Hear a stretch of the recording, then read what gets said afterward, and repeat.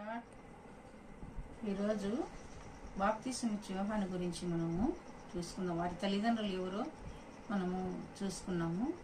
అలాంటి గొప్ప భక్తులకు పుట్టిన యోహాను తను ఎందుకు వచ్చాడో, ఎలా వచ్చాడో, ఎందు నిమిత్తం వచ్చాడో మనము చూసుకుందామండి. మార్కు రాసిన సువార్త 1వ అధ్యాయము 2 వచనాల నుంచి చూసుకుందాం. ఇదిగో నా దూత నీకు ముందుగా పంపుచున్నాను, అతడు నీ మార్గం సిద్ధపరచడానికి, ప్రభు మార్గము సిద్ధపరచడానికి, ఆయన త్రోవలు సరళం చేయడానికి అరణ్యములో కేక వేయుచు ఒకని శబ్దం అని ప్రవక్త అయిన యెషయా చేత రాయబడి ఉన్నట్టు, బాప్తిసం ఇచ్చు యోహాను అరణ్యంలో ఉండి పాప క్షమాపణ నిమిత్తము మారు మనస్సు విషయమై బాప్తిసం ప్రకటించుచు వచ్చాను. అంటే ప్రభు కంటే, యేసుక్రీస్తుల ప్రభు కంటే 6 నెలలు ముందు పుట్టాడండి. అయితే తను ఎందుకు పుట్టినాడంట?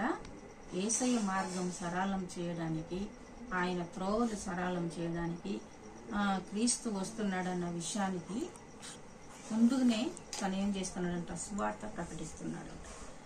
ఇక్కడ అనేకమైన గ్రామాలలో ఆయన ఆయన త్రోవలు సరళం చేస్తున్నాడంట. అంటే ఎందుకు సరళం చేస్తున్నాడంటే ఆయన వెనుక వస్తున్నవాడు చాలా శక్తిమంతుడని.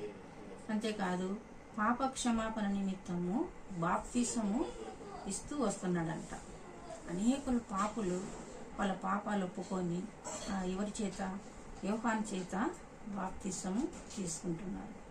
చూడండి, అంత యాజకులకు పుట్టిన యోహాను తన గుడక పరిశుద్ధాత్మతో నిండుకున్నవాడై ఒక చోట రాయబడింది, ఆయన గుడక ఒక ప్రవక్తగా ఈ లోకానికి వచ్చాడు. ఇక్కడ మనుషులకే కాదండి, అందరికీ బాప్తిసం ఇచ్చేది. ఇంకొక ప్రభువు గుడక బాప్తిసం ఇస్తున్నాడు. మత్తయి రాసిన సువార్తలో చూసుకుందాం మనము. మత్తయి రాసిన సువార్త 3వ అధ్యాయము 13వ వచనం. ఆ సమయంలో యోహాను చేత బాప్తిసం పొందడానికి యేసు గలిలయ నుండి నజరేతు దగ్గరనున్న అతని యొద్దకు వచ్చాను. అతడు, యోహాను, నేను నీ చేత బాప్తిసము పొందవలసి ఉన్నానని అడగగా, నీవు నా యొద్దకు వచ్చుచున్నావే అని ఆయనను నివారింపజూచెను. కానీ యేసు, ఇప్పటికీ కానిము, నీతి యావత్తు ఇలాగూ నెరవేర్చడానికి మనకు తగి ఉన్నదని అతనికి ఉత్తరం ఇచ్చాను. అతడు అలాగూ చేశాను. చూడండి, అనేకులు పాపులను పాపక్షమాపణ నిమిత్తము బాప్తిసం ఇచ్చుకుంటూ స్వార్థ ప్రకటిస్తూ అలాగున్నాడు. చివరికి యేసయ్య గుడక అక్కడికే వచ్చాడంట బాప్తిసం తీసి. ఎవరి దగ్గరికి? ఎలిజబెతమ్మ కుమారుడైన యోహాను దగ్గరికి వచ్చాడంటే. నీతిమంతుల సంతానము, అందుకే ఏమంటాడు? నీతిమంతుల సంతానము తలగానే ఉంచుతాను కానీ తోకగా ఉంచనంటాడు. వారు నీతిమంతులు కాబట్టి తన సంతానము ఇప్పుడు ఎవరికి బాప్తిసం ఇవ్వడానికి ఉన్నాడు? యేసు ప్రభుల వారికి బాప్తిసం ఇవ్వడానికి ఉన్నాడు. అయితే నేను నీ చేత బాప్తిసం తీసుకోవాలనుకున్నాను, మీరు ఇక్కడికి వస్తున్నారంటే నీతి నిమిత్తము ఇలాగూ జరగనివ్వండి. చూడండి, ఎంత గొప్ప ఆశీర్వాదం అండి. దేవుని ఆశీర్వాదాలు కొన్నిసార్లు మనకు కొంచెం లేటు కావచ్చు. అయితే దేవుడు మనల్ని చివరి వరకు కాపాడుతూ చివరినైనా ఆయన ఆశీర్వాదాలతో మనల్ని నింపుతాడనే విషయం మనం గుర్తుపెట్టుకోవాలండి.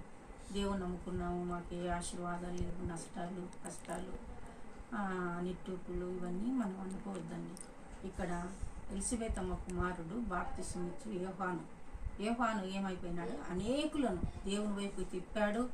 తిరిగి క్రీస్తు గుడక బాప్తిసం ఇవ్వడానికి అర్హత కలిగి ఉన్నాడు. నీవు నేను కూడా ఈ లోకంలో జీవించినప్పుడు క్రీస్తు కొరకు మనము బ్రతకాలి. అనేకులను దేవుని వైపు తిప్పలాగా మనము ఉండాలి. దేవుడు ఈ వాక్యాన్ని దీవించిన దాకా 2 నిమిషాలు కాదు. ఇన్న బిడ్డలందరినీ దీవించండి, ఆశీర్వదించండి. ఇంకా అనేక మంది స్త్రీలను మా బిడ్డలకు పరిచయం చేయడానికి నాకు కావాల్సిన మీ కృప చూపించండి. అయినా కనికరించండి. ఈ ప్రార్థన మీరు అంగీకరించమని యేసు పరిశుద్ధ నామమున ప్రార్థిస్తున్న తండ్రి. ఆమేన్.